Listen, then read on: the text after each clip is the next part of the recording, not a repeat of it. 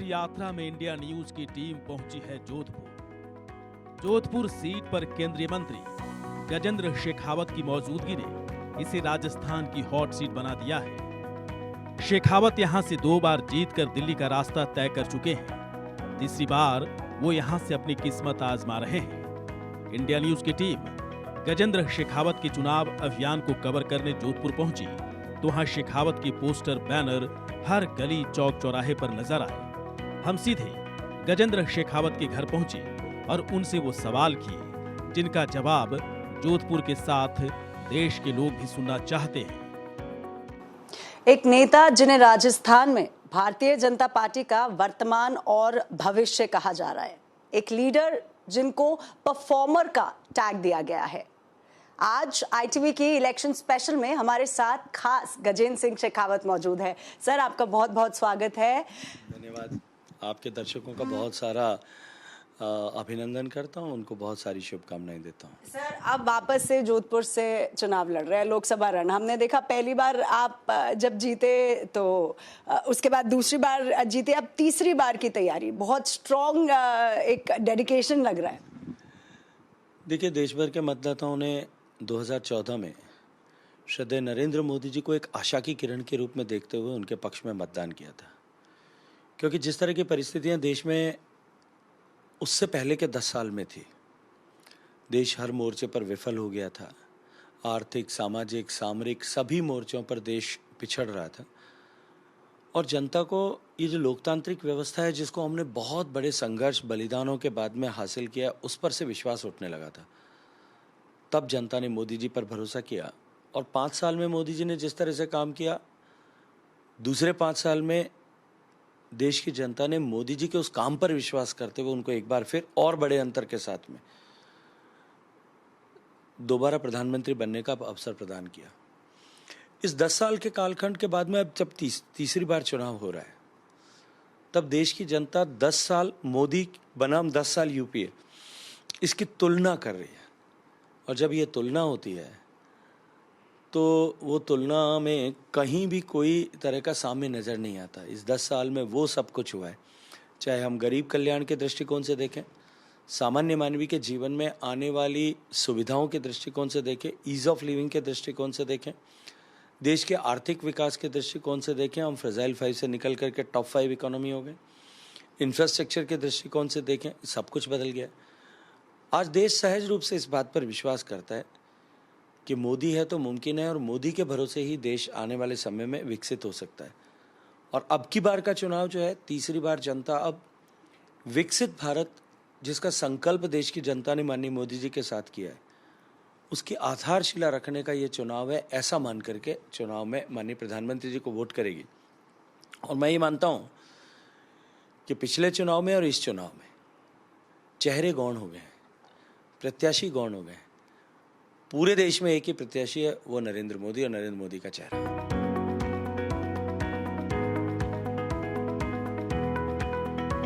पूर्व CM अशोक गहलोत का गृहनगर होने की वजह से भी जोधपुर चर्चा में रहा करता है। टीम मोदी के मजबूत सिपाही शेखावत पूरे दम खम के साथ चुनाव प्रचार में जुटे हैं। सुबह 5:30-6 बजे योगा, प्राणायाम और पूजा पाठ के साथ दिन की शुरुआत करते हैं। हर दिन गजेंद्र शेखावत अपने दल बल के साथ जनसंपर्क के लिए घर से निकल जाते हैं। वापसी का कोई टाइम टेबल नहीं होता, अक्सर रात के 1 या 2 बजे के बीच ही घर वापस आते हैं। कितने बजे आपकी शुरुआत हो जाती है? ऑन एन एवरेज कैसे आप मैनेज कर पाते हैं डाइट भी, क्योंकि राजस्थान में बहुत गर्मी है। मैं अभी आई हूँ उत्तराखंड से, तो बहुत गर्मी मुझे तो बहुत लग रही है। सर, आप उत्तराखंड से आए हैं इसलिए आपको गर्मी लग रही है और मैं जैसलमेर में जन्मा हूँ इसलिए मुझे गर्मी लगती नहीं है। देखिए, चुनाव न हो तो भी सामान्यतया जब मैं क्षेत्र में जोधपुर में होता हूँ तो मेरा दिन, चाहे मैं जोधपुर में हूँ, दिल्ली में हूँ, देश दुनिया के किसी भी कोने में हूँ, मेरा दिन सुबह 5:30-6 बजे के बीच में शुरू होता है। अपने सारे पूजा पाठ, स्नान ध्यान ये सब करने के बाद में, योग प्राणायाम करने के बाद में मैं लगभग 7-7:30 बजे के बीच शुरू करता हूँ। वहाँ से लेकर के दिन को समाप्त करने का कोई समय नहीं है और कभी तय नहीं था। कल रात्रि में भी मैं घर में 2:30 बजे पहुँचा था और शायद अगर मैं पूरे 365 दिन का पिछले 10 साल का हिसाब करूं या उससे पहले के 10 साल का जब मैं सामाजिक क्षेत्र में काम करता था, शायद ही कभी ऐसा दिन होगा कि मैं रात को 1 या 2 बजे से पहले घर पहुंचाऊंगा या सोया होऊंगा। जहाँ तक डाइट का विषय है, मैं तो बहुत संयमित भोजन करने वाला आदमी हूँ। दिन में एक ही समय भोजन करता हूँ और गर्मी में रहने की आदत, क्योंकि डीएनए में है, यहीं पैदा हुए हैं, इसलिए गर्मी में रहने की तो आदत है। और गर्मी मुझे लगता है कि हम पश्चिमी राजस्थान के लोगों को सताती नहीं है, परेशान नहीं करती। ये हमारे स्वभाव में आई है और हम सब लोग गर्मी में बहुत अनुकूलता के साथ में काम कर पाते हैं।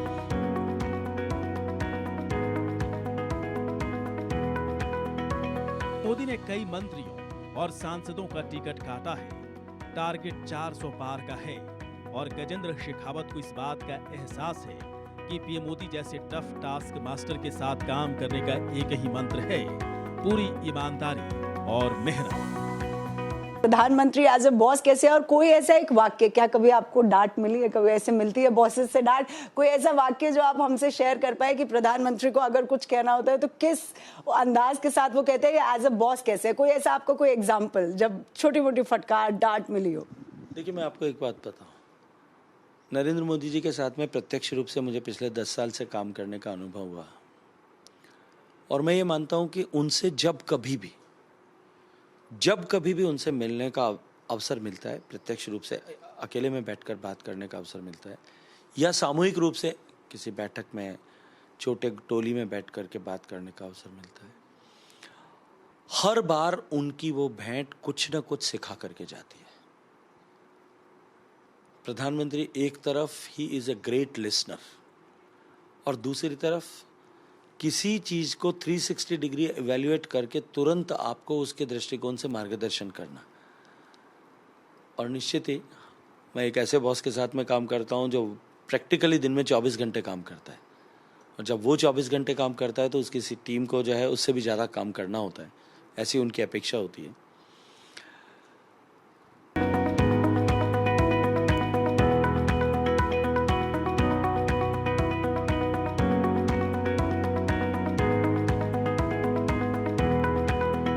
घर से निकलने के बाद सबसे पहले शेखावत अपने चुनाव दफ्तर पहुंचते हैं। वहां पूजा पाठ करने के साथ होती है दिन भर के एजेंडे की शुरुआत।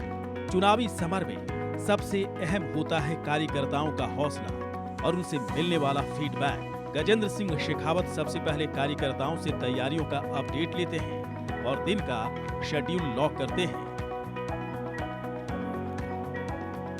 केंद्रीय मंत्री गजेंद्र शेखावत फिर निकल पड़ते हैं अपने चुनाव अभियान पर। गाड़ी में इंडिया न्यूज की टीम से बातचीत के दौरान शेखावत ने बताया अपने क्षेत्र को लेकर उनका प्लान क्या है, 10 सालों में जोधपुर के विकास के लिए उन्होंने क्या क्या किया है। जोधपुर को लेकर सबसे मेरा पहला सवाल होगा कि प्राथमिकताएं क्या है आपकी, ऐसी क्या प्राथमिकता है जोधपुर की?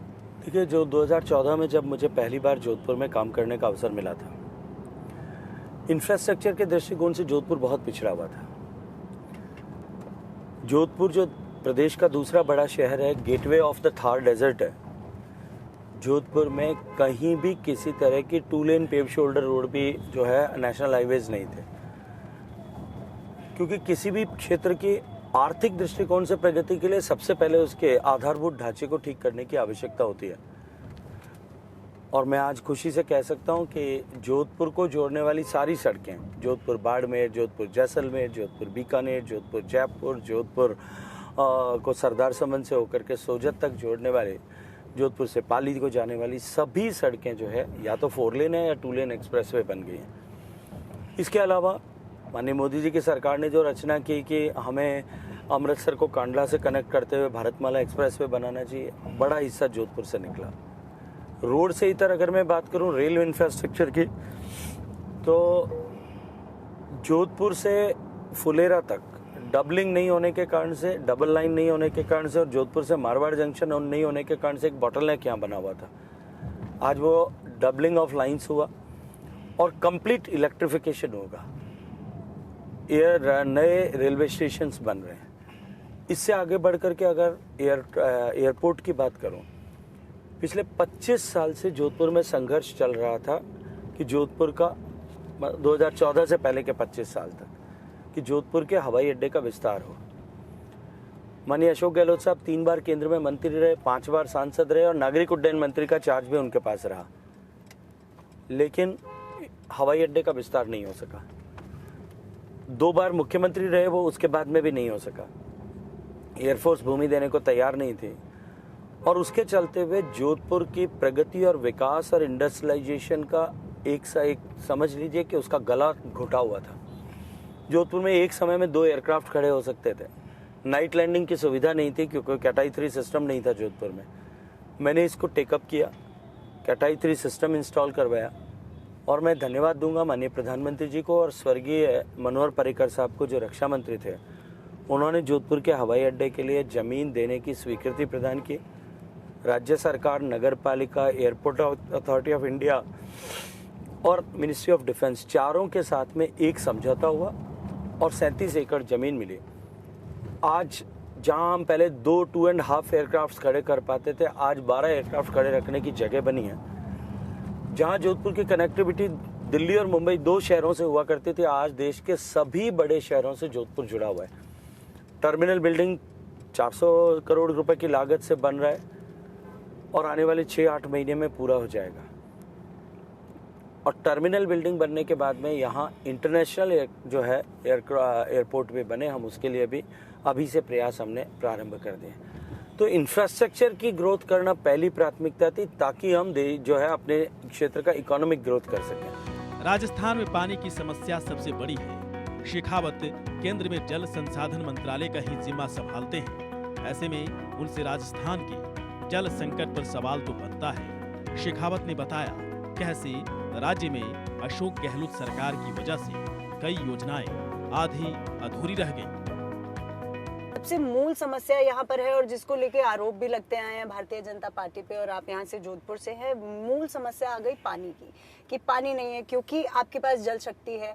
उसके बाद कई ऐसे आरोप निकल के सामने आ जाते हैं। अभी एक रैली भी, क्योंकि इसी में मैं 2 सवाल ले रही हूँ कि रैली भी हमने देखी, वहां पर भी आपने कहा था कि अपने ही कि अगर मुझ पर कालिक लगाएंगे तो ऐसा कैसे चलेगा। आप वहां पर भावुक भी हो गए थे। जल शक्ति आपके पास है, हालांकि नदियों को जोड़ने का काम, उनको वापस से जिसे कहते हैं जीवित करने का काम भी आपका मंत्रालय कर रहा है, लेकिन ऐसी क्यों समस्या आ रही है कि राजस्थान में पानी की इतनी किल्लत हो रही है?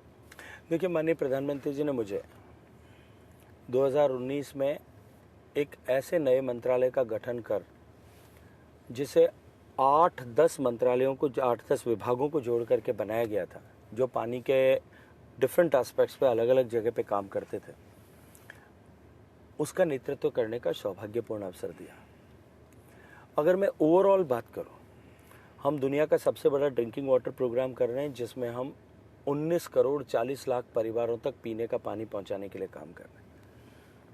आज़ादी से लेकर के 70 साल में केवल 16% घरों तक पानी पहुंचा था। अगर उसी गति से काम होता जो केंद्र की सरकारों ने, राज्य की सरकारों ने 70 साल तक 7 दशक में किया था। केंद्रीय मंत्री शेखावत फिर निकल पड़ते हैं अपने अगले पड़ाव की ओर। शेखावत से समझिए जोधपुर का जातीय समीकरण मोदी मैजिक की वजह से कैसे उनकी राह आसान हुई है। आपको क्या लगता है कि करण सिंह को लेकर राजपूत वोट जो है वो कहीं ना कहीं बटेंगे, इसलिए कांग्रेस ने ये मूव किया? क्योंकि आपकी लोकसभा में 1 सीट, हालांकि ये एक अलग सवाल हो गया, 1 सीट पर कांग्रेस पार्टी है, क्या वो भी चैलेंजिंग रहेगी कहीं ना कहीं?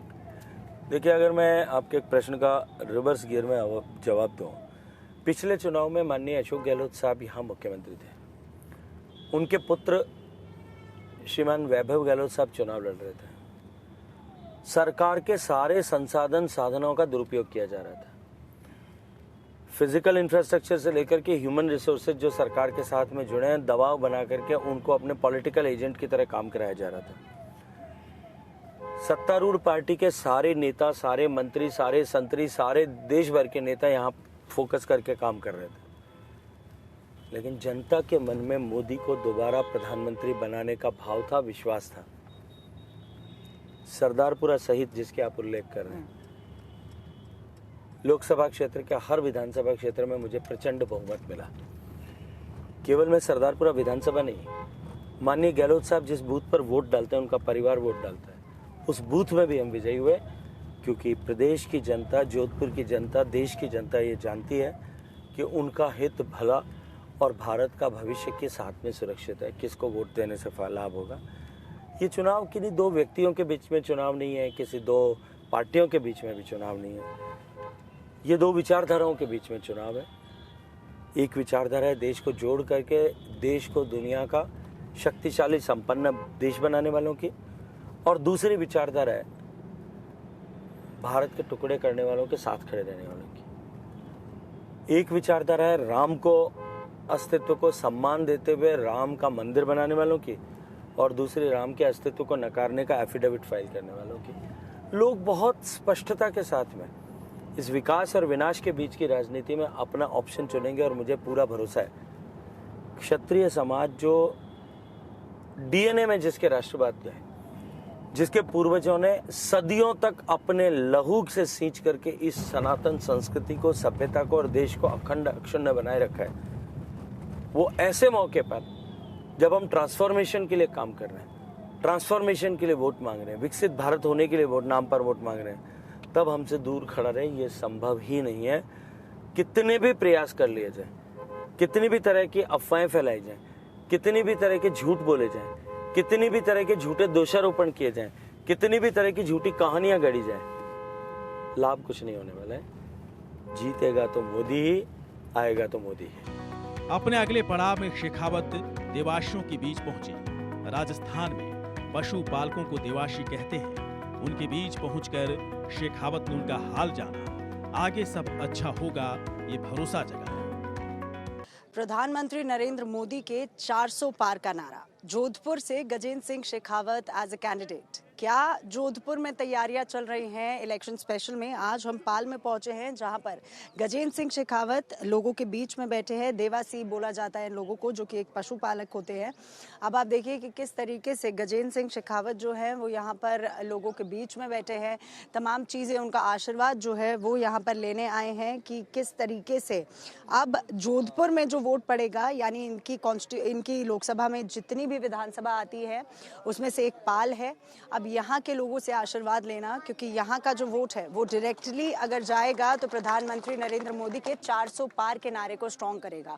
तो किस तरीके से तैयारियां चल रही है आप देख सकते हैं। यहाँ पर लोग जो है वो कितनी भारी संख्या में मौजूद हैं। देवासी, क्योंकि हमने आपको बताया कि यहाँ पे जो लोग हैं उनको मूल रूप से देवासी बोला जाता है, पशुपालक है। उनके बीच में जाके गजेंद्र सिंह शेखावत बैठे हैं। एक लोकल कनेक्ट जो है वो बनाने की पूरी तैयारी है, उनसे आशीर्वाद लेने की पूरी तैयारी है।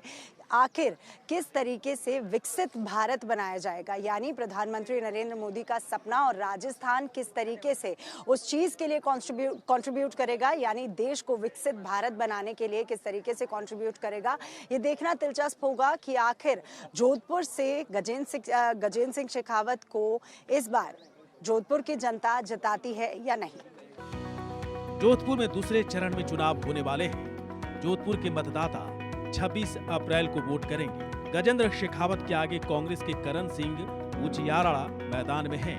इंडिया न्यूज की टीम ने जोधपुर के लोगों से भी बात की, उनके दिल में क्या है ये जानने की कोशिश की। आखिर जोधपुर की जनता का क्या मूड है? क्या इस बार गजेंद्र सिंह शेखावत फिर से थर्ड टर्म एमपी जोधपुर से बन सकते हैं?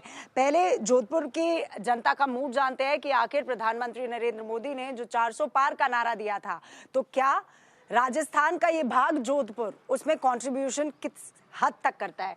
सर, सबसे पहले मैं आपसे सवाल करना चाहूंगी, 400 पार का नारा क्या लग रहा है, इस बार जीत पाएंगे, 400 पार कर पाएंगे, क्या मूड है? ये तो तयशुदा हो चुका है, 400 पार तो होना ही होना है। कार्यकर्ता ने मन बना लिया है, मोदी ने 400 पार का है। मोदी जी के जो सैनिक है वो 400 प्लस के पार ही जाके रुकेंगे। आपको क्या लगता है? 100% जिस तरह मोदी जी ने जो कहा वो किया। राम मंदिर सबसे बड़ा मुद्दा था। जो राम भक्त है, जो धर्म को मानते हैं, जो राम को मानते हैं, वो सभी इस बार बढ़ चढ़ कर हिस्सा देंगे, चाहे वो कहीं से भी होगा। 100% हम मोदी जी को इस बार 400 पार करवाएंगे। सर, इन्होंने कहा राम मंदिर, आपने बोला कि राम मंदिर बनवाया, तमाम चीज़ें यहाँ पर हुई, तो क्या आपको लगता है कि लोकसभा के जब इलेक्शंस आते हैं तो कहीं ना कहीं स्थानीय मुद्दे जो होते हैं वो दब जाते हैं? क्योंकि अगर हम राजस्थान की बात करते हैं और स्पेशली एरियाज कुछ हो गए, जैसे अलवर हो गया, अलवर से लगते कई ऐसे एरियाज होते हैं जहाँ पे पानी की समस्या बहुत ज़्यादा देखने को मिलती है और ऑपोजिशन इस पे बहुत ज़्यादा रिएक्ट करता है कि पानी जो है वो नहीं मिल पा रहा है। हालांकि अगर हम जोधपुर की बात करते हैं तो जल शक्ति मंत्रालय जो है वो गजेंद्र जी के पास है, तो किस तरीके से आते हैं आप ऐसे जो ऑपोजिशन रिएक्ट करता है? ऑपोजिशन रिएक्ट करता है। पिछले 5 साल सरकार कांग्रेस की थी, उन्होंने ईआरसीपी का क्यों नहीं लागू किया? केंद्र सरकार ने बार बार प्रपोजल भेजे लेकिन उन्होंने कुछ नहीं किया। जैसे राजस्थान में बीजेपी की सरकार आई और ईआरसीपी का हो गया, एमओयू वगैरह सारा हो गया है। सरकार करना ही नहीं चाहती थी तो क्या करेंगे अब? तो आपको क्या लगता है कि अब अगर, चलिए मैं और भी यहाँ पे लोग हैं उनसे पूछती हूँ, मोदी की गारंटी के बारे में बात हो रही है, तो मोदी की कौन सी गारंटी इस बार जोधपुर को मिलनी चाहिए? मोदी की हर मामले में गारंटी है। जैसे जहाँ तक भाई पानी की बात कर रहे थे आप, तो जोधपुर से सांसद है केंद्रीय जल शक्ति मंत्री गजेंद्र सिंह शेखावत, और 27,000 करोड़ रुपए स्टेट गवर्नमेंट को दिए थे, क्योंकि स्टेट गवर्नमेंट अशोक गहलोत यहाँ पे कुछ करना ही नहीं चाह रहे थे। हर मामले में अटकाना लटकाना ये चलता रहा, और आखिर अब डबल इंजन की जब सरकार आई है तो फिर अब वापस अब काम शुरू होगा। और जहाँ तक मोदी की जो गारंटी है, जोधपुर बहुत डेवलपमेंट हुआ है। जैसे रिंग रोड बनी 2,000 करोड़ रुपए में बनी है, एलिवेटेड रोड का तो जैसे आचार संहिता के बाद वो भी काम होने वाला है, उसके लिए 4,500 करोड़ 3 लेयर की बनेगी वो। जोधपुर एयरपोर्ट का विकास हो रहा है। खुद अशोक गहलोत यहाँ से उड्डयन मंत्री थे, फॉरेन एविएशन मिनिस्टर रहे, 5 बार सांसद रहे, 3 बार मुख्यमंत्री रहे, वो खुद नहीं करा पाए। कुछ आरोप इन पे लगा रहे हैं कि नहीं कराए। गजेंद्र सिंह शेखावत के साथ 24 घंटे की इस वोट यात्रा में हमने बहुत कुछ देखा, परखा, लेकिन असली फैसला तो 4 जून को होगा, जब जोधपुर की जनता का फैसला सुनाया जाएगा।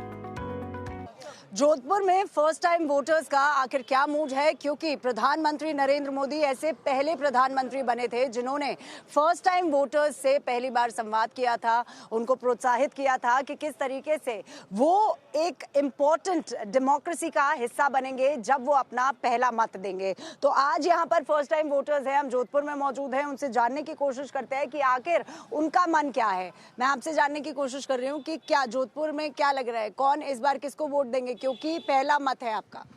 मेरा पहला मत गजेंद्र सिंह जी शेखावत को ही जाएगा, और वैसे सबको पता है बीजेपी ही जीतने वाली है राजस्थान में। क्यों जाएगा गजेंद्र?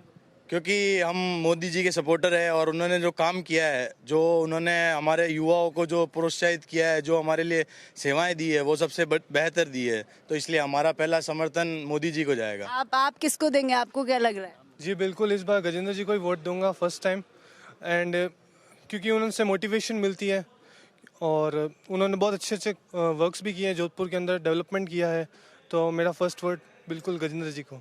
आप बताइए, क्योंकि प्रधानमंत्री महिलाओं के बारे में इतना बोलते हैं, बीजेपी इतना बोलती है महिलाओं के बारे में, आपको क्या लगता है किसको जाना चाहिए?